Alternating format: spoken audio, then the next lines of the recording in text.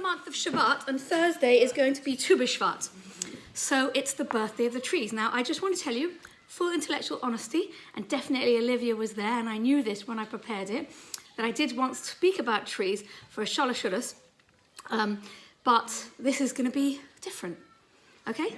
So I was like, Olivia's going to be there. I can't, anyway, I'm not scared of you, Olivia, in any way, shape or form. No, not really. I just knew that I had to do something different. Can't do the same.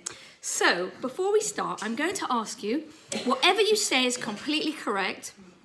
When we think about trees, what do you think about? Anything you say is... Fruit that comes from fruit. Yeah, what else? Shade. Shade. Beauty. Beauty. Strength. Clean air. Energy. soil retention, Soil. Energy. Positive energy. vegetables, Pardon me? I didn't hear what you said, sorry. vegetables, Vegetables and fruits, okay. I also think how amazing is it that God created so many different types of trees, and how just when you look out here, how everything kind of grows and it blends in and it has its own. When I spoke, it was April, and I walked on Shabbos. And I just walked down this road, and wait till it gets to April, how beautiful the trees look on the road here, which you take for granted because you just walk past them, you see it all the time. The Japanese don't. In Japan, the whole thing about the cherry blossom is this huge thing where they're all having photos taken, where they're standing there, and you see if you go in town, Japanese, Chinese, all having their photos taken, and yet I know, it was very exciting. Going to Japan, you can just walk around the suburb and see. Well, actually, they have them in Kew Gardens. Japan donated at least 25 Oh, trees. really? And it's a road that becomes, in Kew Gardens, just cherry blossoms. Right. And 1 year, they were better than in Japan. Wow. One of my friends made a wedding in March, and they did on the chuppah like all cherry blossoms. It was just outstanding. And you only have it's a very short window, Yes. very short window of time. Anything else? Okay, what can you use trees for? Shade, Yep. Furniture. Furniture. Heating. Yep. So Animal- fuel. Home for animals. Yeah. Homes for people as well. It can make wood. Yeah. Homes. Paper. Sorry. Paper and cardboard. Yes. Anything else? Fruit. you put up fruit. Okay. Homes for animals, but homes for us as well. Okay. Okay. Now think a little bit outside actual trees. When we say the word tree, we can have things. Let's say like a family tree with different branches. Okay. Where are we going to go with that? It's Chaim Heath, thank you. Anything else? You haven't stolen my whole shit, don't worry. Okay. I don't think I've even mentioned that. It's like I knew about it, but I just haven't mentioned it, okay? Anything else? It's interesting because it's a tree of life. Right, So the tree obviously symbolises life. right. Somebody already hinted to that when somebody said air. Expand on the idea of air. How do trees help us breathe? Because it gives out oxygen and takes in the carbon Right, dioxide. because trees, photosynthesis, take in the carbon dioxide that we breathe out, and they expel oxygen. Interesting. Okay, so now I've made you... I'll add man. Sorry? You said we're doing word association. Yeah. I was saying man because in the verse he had done eight sasadeh. Okay, that will be coming up today. Great. Okay, just to say, I just want to tell you Water. that water, of Because course. they absorb a lot of the rainwater for us, which Okay. enables us to live safely. Thank you. I just want to tell you something, that the Torah scroll has those two sticks on the side. They're called Atzei Chaim, the Eitz Chaim. That's really interesting. That's what they're called. Okay, so I've written down loads of words. Shelter, shade, fire, which means anything you want to make, so it's fuel. Trees, about the fact it takes a long time for a tree to grow, and if you look at the stump of a tree you can see the age of it, because some trees can be really old. I mean, there's a special tree like in Charles Park with like an age on it or something like the word. In California, the redwoods and the... Of course, yeah. My sister lives in where the fires were, very nearby. She was, she's like a 20-minute drive, but she could, where she's near the Palisades. Roots, branches, environmental issues, JNF, autumn leaves falling, preservation, regrowth, regeneration, seeds, how incredible apples are that what's the word? Nobody who works in packaging could ever think of the most biodegradable packaging that makes everything look amazing, and it just grows on the tree and you pluck it, and that's, you can't get a bag of crisps to look like a nice juicy orange. Just think about that. Okay, so what we're going to do now, it's a little bit, I hope it's going to work with my technology. We're going to watch a very short video. It's about 5 minutes long. Maybe you know the story. It's written by a man whose name is Shel Silverstein. He wrote it in 1964, and it's called The Giving Tree. Maybe you've seen it, but what I'm going to do is I'm going to play the video. It doesn't matter if you can't see it. It's better if you can see it. If you can't see it, it doesn't matter. It's just nicer to see it. And then what I want you to do is, whilst we're playing the video, I want you to think about it and think to yourself, what is in this video? You can, just think to yourself, what's in the video? What do I like? What do I not like? What does it evoke? What does it evoke in me when I watch this video? Okay. So the next thing is, everyone's going to be watching this video. It's on YouTube. It's called The Giving Tree. If you want to look at it yourself, Shel Silverstein, and the one that I particularly chose, there's loads of them. Some are just reading the book, but this is like a little animated version. And I think it's about 5 minutes and 39 seconds. So here goes. Gives, and you don't realise how much it's giving, and even when it says to you, I can't give anymore, it still finds a purpose within itself. Yep. Anybody else? Hazel. Well, I also thought about it being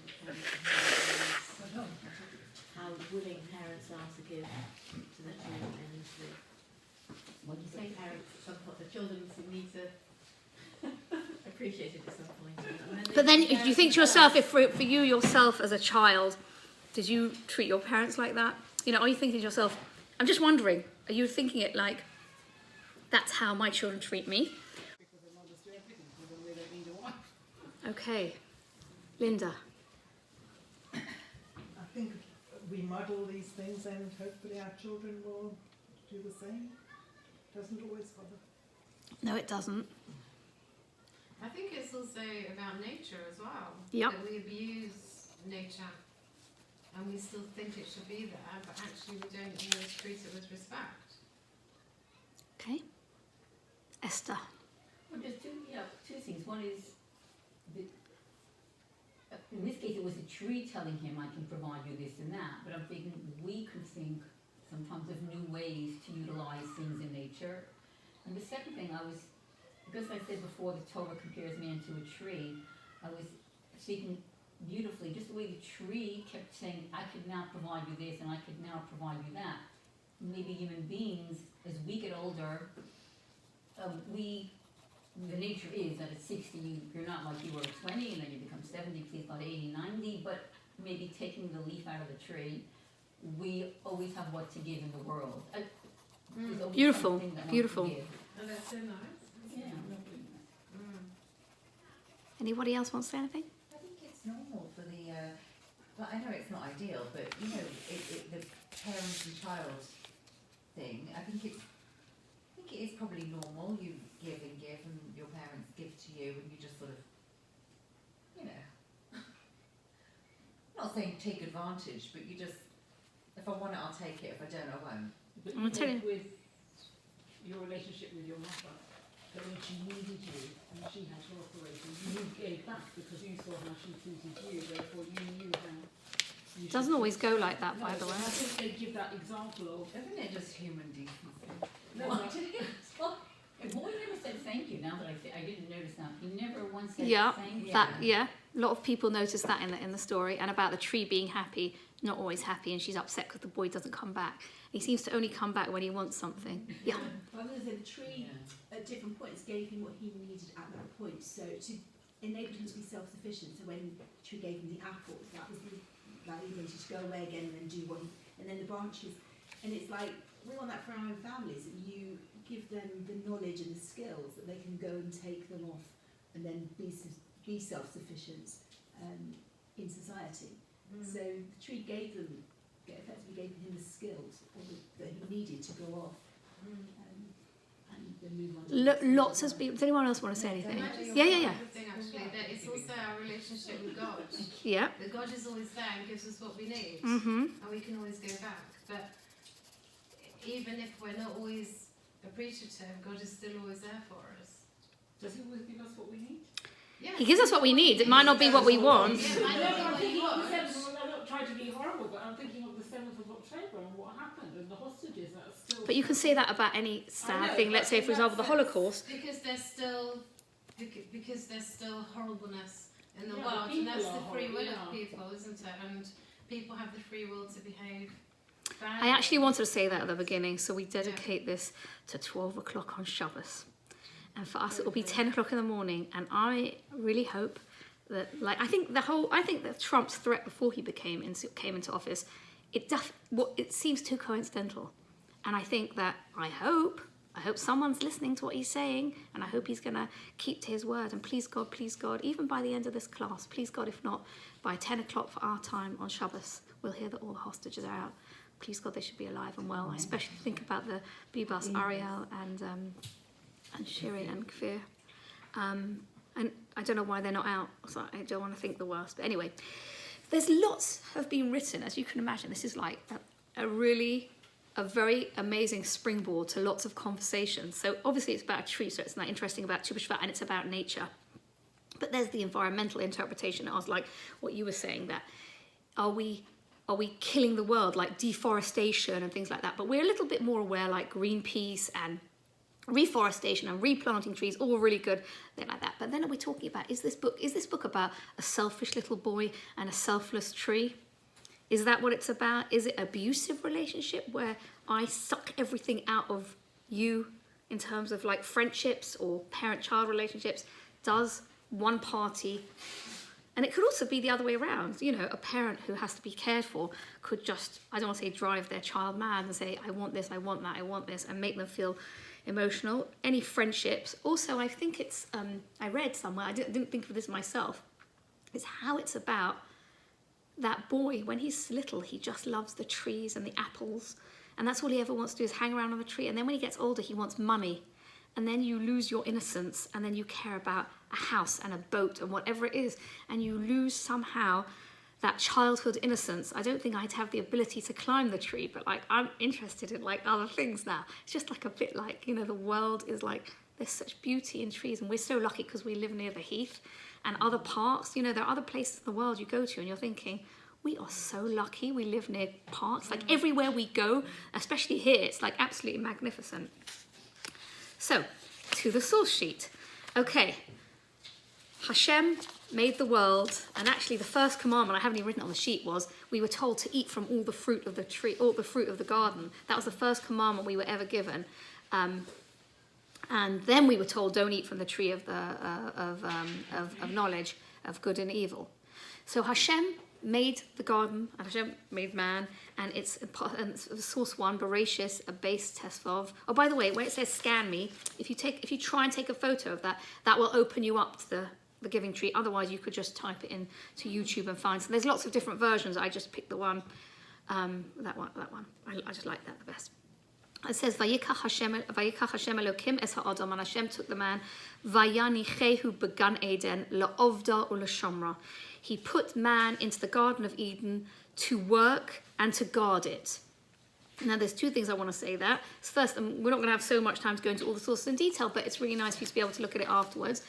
So what does it mean to work? Because when man was originally put into the garden, everything was made for him in the garden. And by the way, there are midrashim which say things like, the bark of the tree tasted of the fruit, which is like, what does that even mean? Maybe like the world was so perfect that there was no waste anywhere, okay? So it says, how can it be la'ovda? What are they working in the Garden of Eden? So there's a midrash on the Pirkei de Rabbi Eliezer says, what could they have done in the garden? So Hashem gave irrigations because to the garden there was rivers where they didn't have to do digging. Only after the sin, then man had to do digging, and he had to work by the sweat of his brow. So the word avoda is, we have that word in the temple. We have the service, the temple service, but also we have prayer. So avodah is spiritual work, working on ourselves spiritually. So we weren't supposed to have to work in the Garden of Eden. And l'shomra is to guard it. Whatever guarding means, we can use that in the ecological sense. Now, think to yourself that that was written in the Torah when the Torah was written, and let's say what's Greenpeace, the 1970s, and all the, what's that, Greta Thunberg? Glad she's not so happy, she's fallen out of favour. I'm not so upset about that. Okay, listen to this midrash, and it's like mind-boggling, because Koheles obviously was written by Shlomo HaMelech, but this is the midrash that's written on Koheles, so it's quite old, and it says the following. Source 3. B'sha'ah shebara HaKadosh Baruch Hu es Adam HaRishon. From the time when God created man, the first man, notlu v'hechsiru al kol ilane bagan Eden. He showed him, took him and he showed him around, and he said, here's my beautiful Garden of Eden. Omar lo, Hashem says to Adam, Re'eh ma'aseh kama na'im u'mushubachim nehem. Look at the beautiful things that I've made in this beautiful world. V'chol ma'aseh barasi bishvilcha barasi. I made this for you. And man was created alone for us all to think to ourselves. For me, the world was created for my personal benefit, because originally he was created one.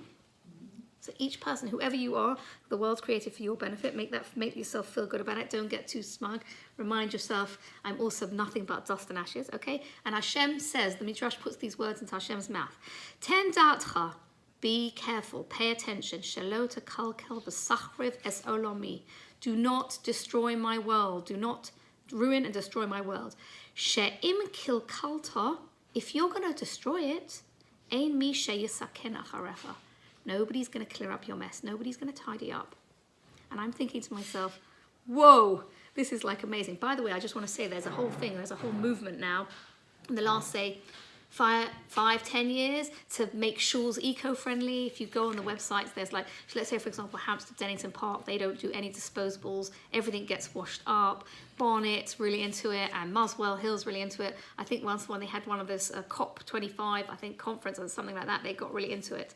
And the United Synagogue trying, and I'll show you later on, there's an organization they have, like something called Dorot, where they want to try and encourage people to plant trees. All very, very nice. Okay, what does Rabbi Dr. Jonathan Sachs say about this? Man is not only the master, but also the guardian of nature. We are the shomer, and we're in charge of it, and we live in it. Makes me a little think about COVID. You remember when COVID first started, and then we had these amazing scenes on television of like ducks walking on main roads and deer just going nowhere. Just like, where would they go if we didn't encroach, and like how, we sort of like cut out the green land. Anyway, that's a separate issue. He says, man is not only the master, but also the guardian of nature. This is perhaps the best short definition of the ecological imperative as Judaism understands it. A guardian is entrusted with property that does not belong to him. We don't own the planet. His task is to take charge of it and eventually return it to its owner intact. So he's saying in that verse, it's not just your own garden, it's the world, which is how we interpret it anyway. In Bereshit, it says, I've given you this land to work it and to look after it. Keep it. Shomer is to keep, like Shemir Shabbos, it's to keep negative things out. Guard, protect. Also, va'aviv shamah adova. Okay, but here it means guard and protect. Not just your land, the world. Yeah, well, this is like a newfangled eco-warrior. What are those things called? The ones that don't like the oil spillages and save the planet, right? This is like what's it called? Extinction Rebellion, something like that. Forgot about these. Okay, just kidding. My son was at school with him in his class. Really? Yes, he's in prison at the moment. Is he? Okay, well we. Just got foiled. For a long time as well, isn't Okay. it? In prison, I think. I don't know. Well, He tried to take him for out. what they did, terrible. Anyway, Rabbi Shimshon Raphael Hirsch, who passed away, I think, let's have a look, 1888, his father of Torah Im Derech Eretz. He wrote an essay, obviously not in English, probably in German, and he wrote in something called the 19 Letters, and he says that Hashem made the world in 10 stages, and he created lots of forces, and everything functions together, according to his word, and then he separated them, so that each had to sustain each other. Now the bolded part. None was henceforth able to exist and function by itself, but had to be sustained by its fellow creatures, and in turn had to help them exist and function. And I definitely think this whole business of bees being extinct, and then we couldn't get the apple orchards, and if you didn't get apples, you know, there was no pollination. And, you know, I went to actually the Natural History Museum, and the guy was talking about under the sea life. And let's say, for example, if we think, okay, we'll kill all the sharks, then if you have too many sharks, then you have, I don't know, whatever the next thing down in the food chain is, there's going to be too many of them if they've got no natural predator. And it's really interesting, like we need to balance. Nature is so delicately balanced, and if we get rid of one link in the food chain, we're going to cause problems. Now, for example, if you go to Israel, there's loads of cats. The cats were brought in because they want to get rid of the mice and the rats. Well, thank you very much. Do you know what I'm saying? So everything is so delicately balanced, okay? I just wanted to say, I went to Patagonia, very lucky, went to Patagonia this time last year. You've never seen so many bees anywhere, and I think it's because the nature there is unspoilt, and it was just incredible compared to Europe. So we try and get rid of bees because we think we don't need them or whatever. Anyway, in this way, everything contributes according to its strength, however much or little, to the existence of the whole, which is something what somebody said before, like even if you're older, you still have a contribution to make, which is so beautiful because everybody's got their part to play. Bishvili nivra ha'olam. The world was created for me and I've got my little bit to do, okay? If it destroys a fellow creature, it robs itself what it needs for its own existence. That's mind-boggling. He wrote that in 1888, well, before he died, right? Wow. Everybody has their part to play, their contribution, and every part in the ecology and the, in the environment, we need things to be there. And we can't just knock down loads of trees. If we do, we're going to have problems. We won't have food. Obviously, we spoke about food and shelter and housing. And, it can lead to lots of problems. That's why people have to, the town planners have to think, we need parks, we need trees. You can't have a river, and if you take away the trees, then there's landslides and avalanches and all sorts of things like that. Really fascinating. So this is now, we're going to look at the verse that Esther was referring to, which is, it's in the book of Devarim. And we're specifically talking in the context of war. This is Posuk Yud Tes. Lo sashchis es etza lindoch olav garzen ki mimenu tochel. It's on 6. It's all 6 on the sheet. Ki mimenu tochel ve'oso lo sichros ki ha'odom eitz hasodeh. Do not destroy trees of the city by swinging an axe against them, for you will eat from it. If you're going to cut down the trees, there's no food. Makes me think a lot about how they've raised Gaza down, but they had to. They didn't have a choice, and I dread to think what's still underneath it. I don't think there are any trees on.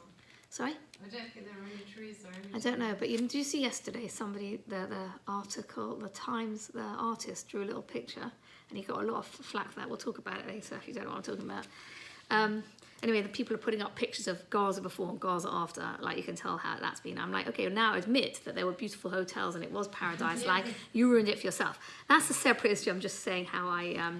So who used to go to the hotels in Gaza? Well, people did. People did. For sure, people went to the Gazans. All the fat I'm ones. saying except They're for brand new Gazans. mobile phones. Well, they could have done. They live on the Costa del Sol, like almost. They live in a beautiful Riviera. It's like Tel Aviv, Netanya, Caesarea. They could have that. That's like they live on the same coast. Yeah, but by the same token, without the Iron Dome and King David's Sling, that's exactly how Israel would look. Probably.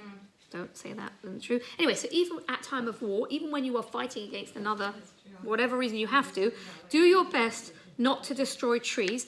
This is a very difficult phrase to translate. Ki ha'odom eitz hasodeh. Either is man the tree of a field, or man is a tree of a field, or, trees, fields, men. Basically, trees and men are hugely, hugely interlinked. Mm-hmm. And in fact, Maimonides, the Rambam, says in his Hilchos Melachim and Milchamos, I'm sorry, I didn't write that word, it was maybe too big to fit on, right? He says, do not cut down fruit-bearing trees outside the city. We don't block the irrigation, causing the trees to dry up. Anyone who cuts a tree receives lashes. This is not only a time of siege or war, but any time you shouldn't drop down a fruit-bearing tree for destructive purposes. And if you do, you get lashes. The tree may not be cut down the tree may be cut down if it's damaging. If it's damaging something, then there's a reason to cut it down. So obviously you have to. So the Torah forbids wanton destruction. Bal tashkis. We mustn't do that. And then we have like a later commentator after the Rambam, and he says, this is the Talmud Devorah, passed away 1570, and he says, Do not treat anything disrespectfully. Everything was made with wisdom. Should not uproot a plant except where necessary. Don't go around just pulling out, unless it's weeds. And don't cause the death of a living creature except where necessary. Really, really interesting. These are really ancient Jewish sources which say, even at a time of war, don't do wanton destruction. And I just think that's really beautiful. But yeah, sure. Sure. I did a paper 2 days ago about how in the Czech Republic they wanted to spend almost €1 million doing a dam in the river. Yep. And in the meantime, some beavers came along and did the work for free at exactly the right place, better than these engineers did, better than they could have ever done. Wow. And That's an amazing the beauty of story. nature. That's That an was in the amazing Telegraph story. of the Times. Amazing. So that £1 million, It took I €1 hope million. it goes to So, something they had to get all this Yes, they'll give it. They had to wait. They'll give it to UNRWA. To the Red Cross. That's an amazing story. I'd like to read about I that. also say your number 9 was on. I don't know if you've seen that program, Food Unwrapped. Nope. Yes.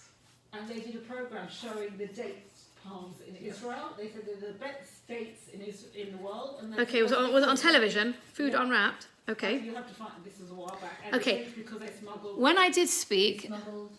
the trees from stoves. Iraq, They date trees. smuggled the stoves, and now in Iraq, I think because of the change in the weather, they're not producing the great dates anymore. It's Israel that has the best dates in the world. so this is really interesting. This is it's like a website about Jewish refugees, and it talks about a man whose name was Ben Sion Israeli. His surname was Israeli, but it wasn't his real first surname originally. And it was illegal to smuggle dates out of Iraq because obviously they wanted to have, in inverted commas, the monopoly. And in the early days of Israel, he risked his life and managed to smuggle out date palms. And dates like small saplings, or I don't know exactly how he took it out, whatever he took out. And he planted it. And because of that, Israel has gotten a most amazing, rich, like it's part of the economy. And I'm thinking to myself, like someone gave up their life for that. And I think to myself, we are balancing the idea of like taking care of nature but also improving nature. So for example, when people moved to Israel, they didn't know how to work the soil. People were very, like, they were chalutzi, they were pioneers. And I once heard this guy speak, and he lived in a kibbutz, and they really wanted to do things with agriculture. They didn't want to do something else, and they created something called bio-bee. Has anyone ever heard of that? Bio-bee. They worked out what was the natural predator for tomatoes, and they realized, I don't know what it was. There's a natural predator was aphids, so they created something that ate aphids, but it's an organic pesticide. It was just incredible, and they're like world-class exporters, and they have bumblebees or something like that because we don't want bees to. I just think to myself, it's just amazing how trees are so important in Israel. And I don't know about you, but I know that my grandparents, when I was born and when my children were born, they have a forest somewhere. I don't know where it is. I'm never going to see it, I doubt. And then every time someone was born, they planted 100 trees. It's so important. It's like JNF, KKL, and things like that.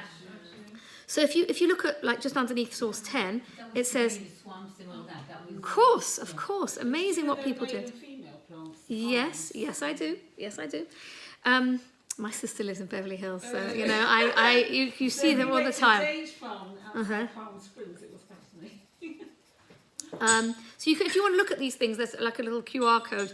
The United Synagogue are like talk about what they do for sustainability and how they did this thing with getting people to plant trees. And I put a link to the JNF and the KKL. So like they try everything they can do to plant trees. And I think that's really, really remarkable. And how, in order for the economy to thrive, not only do they need the dates, where they can sell the dates and the oranges and the mangoes and avocados, of course, they keep the best stuff for export and keep the least best things in Israel.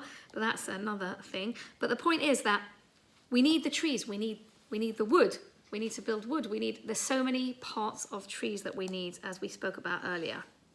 I'm going to leave number 16 to the end. I just don't like splitting sources, and it didn't fit in exactly. So I just left it like that. Apologies. We'll go back to 16 later.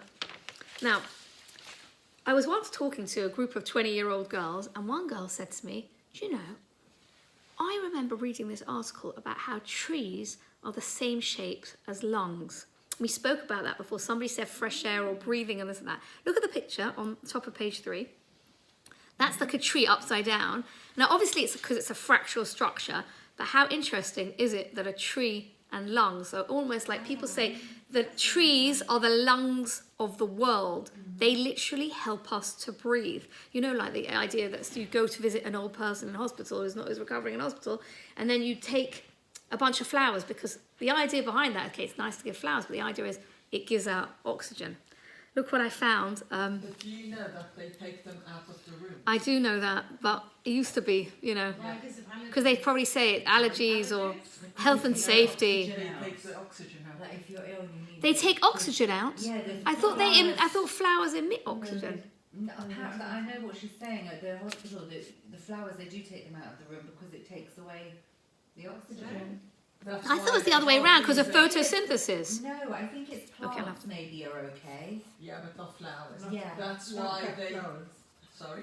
Not to cut flowers. I suppose it depends what's wrong with that person. But listen to this amazing thing I found. Okay, source 11.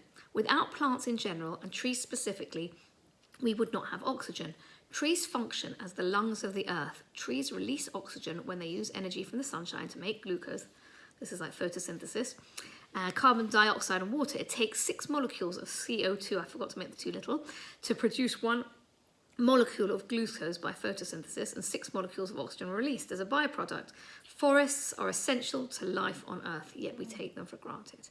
I mean, I do think that in the last, say, 20, 30 years, we are doing much more work about reforestation, reducing carbon footprint. We are more aware of it, and it's absolutely amazing because there are ancient Hebrew sources, Jewish sources, which bring this to our attention much long ago. And then we'll have, who said Eitz Chaim hi lamachazikim bo? Yeah, thank you very much.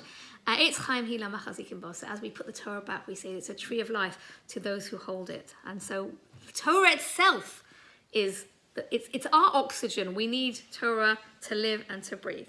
Now, I'm going to apologise, but I cut and pasted something, and I cut and pasted the wrong thing into this little box. But it is Talmud Bavli Tanis, but I've cut and pasted that paragraph, which is great because it's background, but it doesn't give you the exact words that I want to say. So if anybody, I can send it to one person, you can send it around if you want to.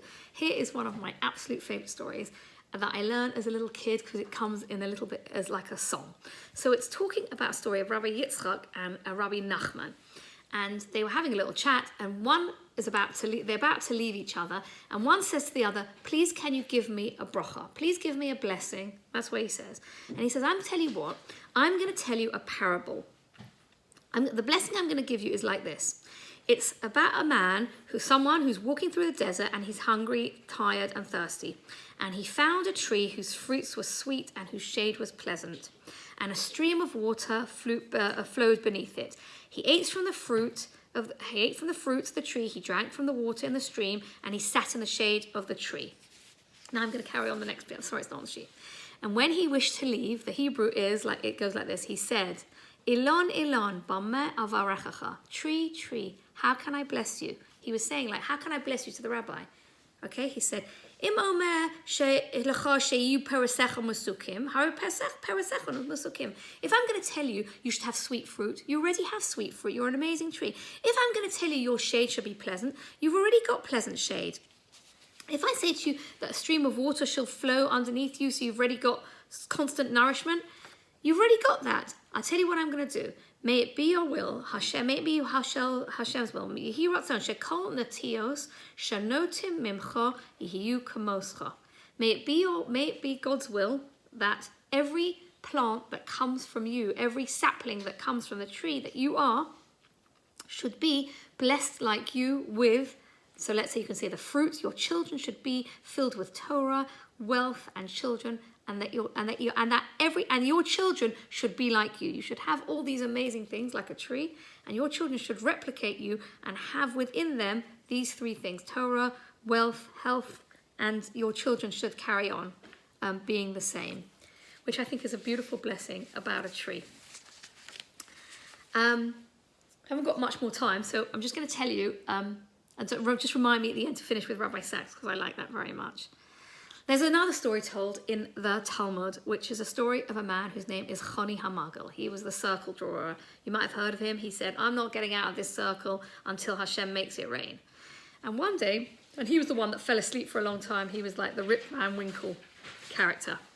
One day, Choni was journeying along the road and he saw a carob tree. And he said to the man who was planting this carob tree, he said, how long does it take for the fruit to grow? And the man says, I don't know, about 70 years. And Choni says, well, are you going to be alive in 70 years to like see the fruits of your labor, the actual proverbial fruits of your labor? And he says, this is what a man says, he says, this is source 14e. I found in the world ready-grown carob trees, just as my forefathers planted these for me, knowing that they themselves would never see the fruits of their labor. So too, I'm going to invest in the future for my children and grandchildren and great-grandchildren, and I'm going to plant now to see that something will be there for the future generations. And I think that resonates with everybody, because everybody tries the best they can not to be selfish. We're going back to the video of the giving tree.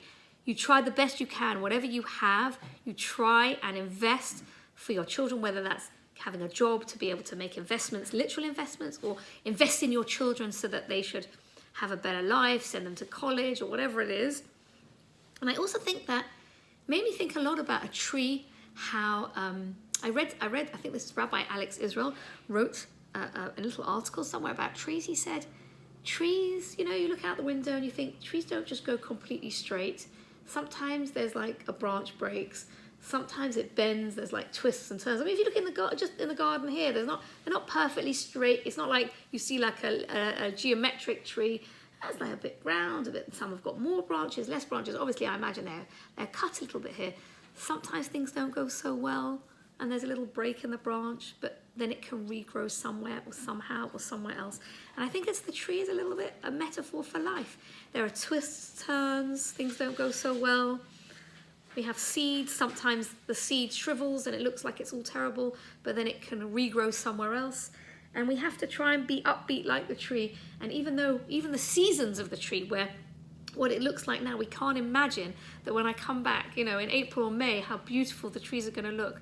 And life is sometimes like that for us. Sometimes we go through the winter stage of our life, some stage where things don't really look so great, but there is a way out. And a tree sort of teaches us the metaphor of life, that sometimes it doesn't look so great, but hopefully. And also sometimes you have to put a bit of scaffolding up. Let's say if you go and you see like a vine, there's scaffolding. When I was in Israel, I did a bit of volunteering and I never knew how cucumbers grow, but who knew? It's a lot of work. And when you see how trees grow, when the people who are like actually growing trees for exporting, whatever the fruit, they're scaffolding the tree, making sure they support it. And we should be there to support ourselves and get the support we need if we need the support, or be there to support each other. Then I found this fascinating midrash. I love this. Okay? Offers to Rabbi Nosson.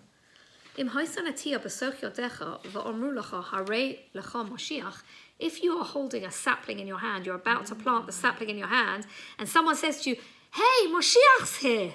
What should you do? Bo unata es hanatia.